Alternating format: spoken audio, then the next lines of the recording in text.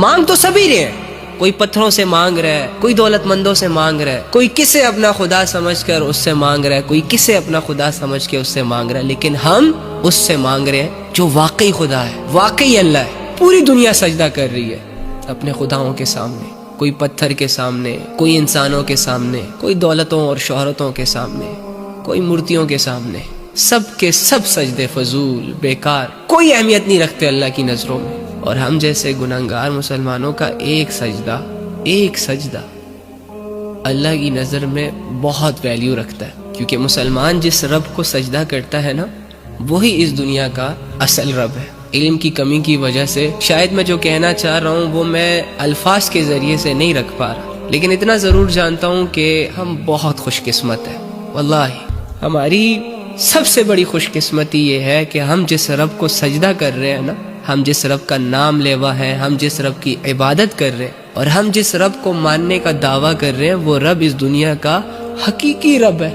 تلاش تو سبھی کر رہے ہیں، کوئی پتھروں میں خدا کو ڈھونڈ رہا ہے، کوئی چاند ستارے اور سورج میں خدا کو ڈھونڈ رہا ہے، اور بہت سارے بے وقوف تو پتھروں کو خدا سمجھ کر سجدہ بھی کرنے لگ گئے، عبادت بھی کرنے لگ گئے۔ لیکن ہم کتنے بڑے خوش نصیب لوگ ہیں کہ ہم جس رب کو مانتے ہیں وہ اس دنیا کا ریئل رب ہے، کوئی ڈاؤٹ نہیں، کوئی کنفیوژن نہیں۔ کتنی بڑی خوش قسمتی ہے، کتنی بڑی سعادت ہے، کتنی بڑی دولت ہے جو بغیر کسی محنت کے مجھے اور تمہیں مل گئی۔ رب کا تعارف، اصل رب کی عبادت کرنے کا موقع، تھوڑا سا امیجن کریں، تھوڑا سا غور کریں اس بات پہ، کتنے لکی لوگ ہیں ہم۔ اب مجھے بتائیں، جب ایک اللہ اتنی بڑی بلیسنگ ہم پر کر دے، اللہ ہمیں اتنا بڑا خزانہ دے دے، تو کیا بدلے میں ہم یہ 2-4 عبادتیں نہ کریں؟ بدلے میں کیا یہ 60-70 سال کی زندگی اس رب کے حوالے کرنا مشکل ہے؟ تو کیوں نہ ہم اپنے لیے ایک بہترین فیصلہ کریں، اپنے ان تمام گناہوں کو، ان خواہشوں کو اور ان محبتوں کو جو ہمیں اللہ سے دور لے کر جا رہی ہیں، ہمارا ٹائم ضائع کر رہی ہیں، ان کو چھوڑ دیں اور ان راستوں پر چلنا شروع کر دیں جس راستے کی منزل اللہ ہے۔ کیا مشکل ہے اس میں؟ کوئی مشکل نہیں ہے، صرف توبہ کرو، 5 وقت کی نماز پڑھنا سٹارٹ کرو، دل کو صاف کرو، اللہ کو یاد رکھو، سب ٹھیک ہو جائے گا۔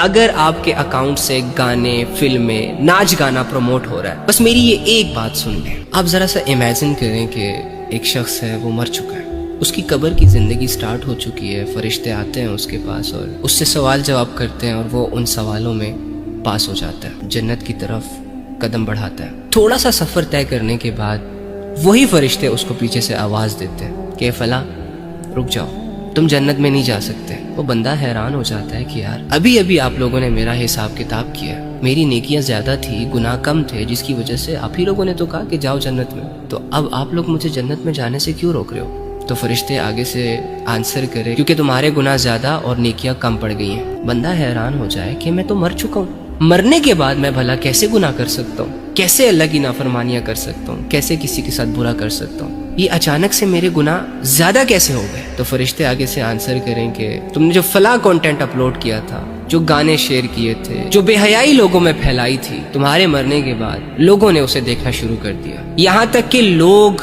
اس کی وجہ سے گمراہ ہونا شروع ہو گئے۔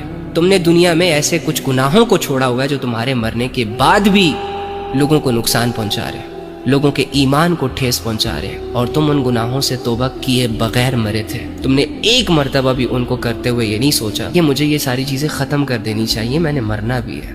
تم دھڑلے سے کنٹینٹ اپلوڈ کرتے رہے، کوئی کامیابیوں کے پیچھے، کوئی عزتوں کے پیچھے، کوئی دولتوں کے پیچھے، کوئی شہرتوں کے پیچھے، سب یہاں ہے۔ اس میں ایک انسان جسے اللہ نے پیدا کیا، اور پیدا کرنے کے بعد اس کتاب کو اس پر فرض کیا، اس انسان نے لاکھوں کتابیں لکھی، لاکھوں کتابیں رٹی، دھیان نہیں دیا، تو اسی کو دھیان نہیں دیا جس میں اس کی ساری زندگی، ساری آخرت چھپی ہوئی ہے، اور پریشان صرف اس وجہ سے ہے کہ میری زندگی میں سکون نہیں ہے، میری دعائیں قبول نہیں ہو رہی، راحتیں میسر نہیں ہیں، کوئی کامیابی ہاتھ نہیں آ رہی۔ ارے یار، دنیا کی سب سے بڑی دولت کو اگنور کر کے کامیابیوں، عزتوں اور سکون کے پیچھے ہم۔ کبھی اس کتاب کو بھی غم بنا کر دیکھو، اس کتاب کو بھی کبھی اپنی ٹینشن بنا کے دیکھو، ہو سکتا ہے تمہارا اور میرا سینہ کھل جائے، ہو سکتا ہے ہمیں اپنی غلطیاں ریئلائز ہو جائیں، کبھی 2 آنسو اس یاد میں بھی بہا لو کہ یار 20 25 30 سال ہو گئے لیکن آج تک مجھے یہی نہیں پتہ چلا کہ میرے اللہ نے مجھ سے کیا بات کی ہے، میرے اللہ نے میری طرف کون سے میسیجز بھیجے ہیں۔ عمل کرنا نہ کرنا وہ تو بعد کی بات ہے، پڑھ تو لو، سمجھ تو لو، لیکن ہاں میں جانتا ہوں کہ ہمارے پاس ٹائم نہیں ہے، ہاں میں جانتا ہوں کہ وہ دور پچھلا دور تھا جس میں لوگ قرآن کو اہمیت دیتے تھے، اللہ کی باتوں کو اہمیت دیتے تھے۔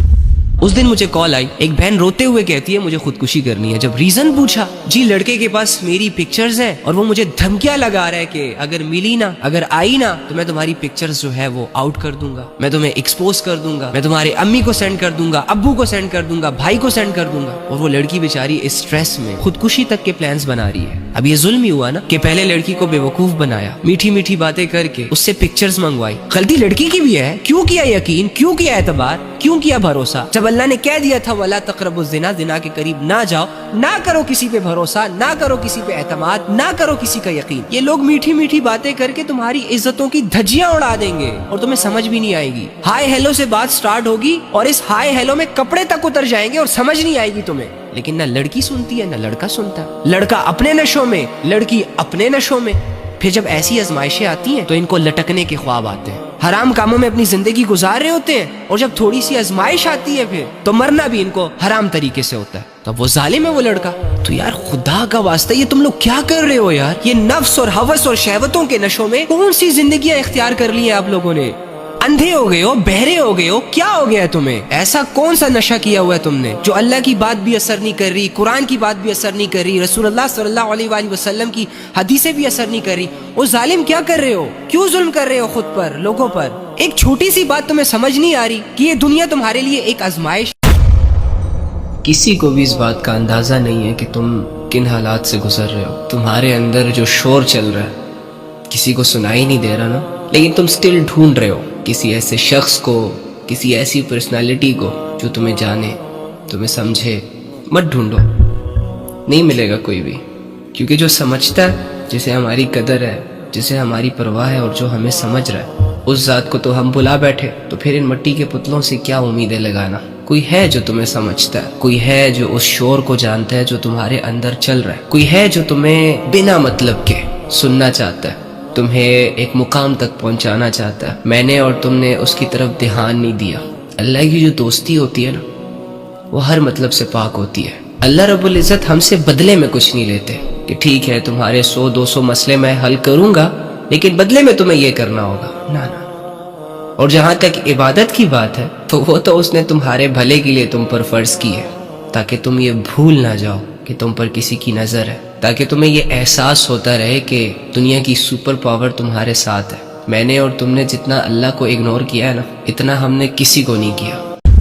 جب بھی میرے منہ سے اللہ کا نام نکلتا ہے تو میرا دل میرا ساتھ نہیں دیتا، کیونکہ اللہ کا نام بہت پاکیزہ ہے، بہت مبارک ہے، بہت بلند ہے۔ وہ لڑکا جس نے دنیا کو خوش کرنے کے لیے بہت کچھ کیا ہو، لیکن اپنے اللہ کو راضی کرنے کے لیے اس سے کچھ نہ ہوا ہو، جس نے لوگوں کو خوش کرنے کے لیے جان دینے کے دعوے کیے ہوں، وعدے کیے ہوں، لیکن قدم قدم پر اللہ کی نافرمانی کی ہو۔ میں جب بھی اللہ کا نام منہ سے نکالتا ہوں تو مجھے اندر سے ایسا فیل ہوتا ہے جیسے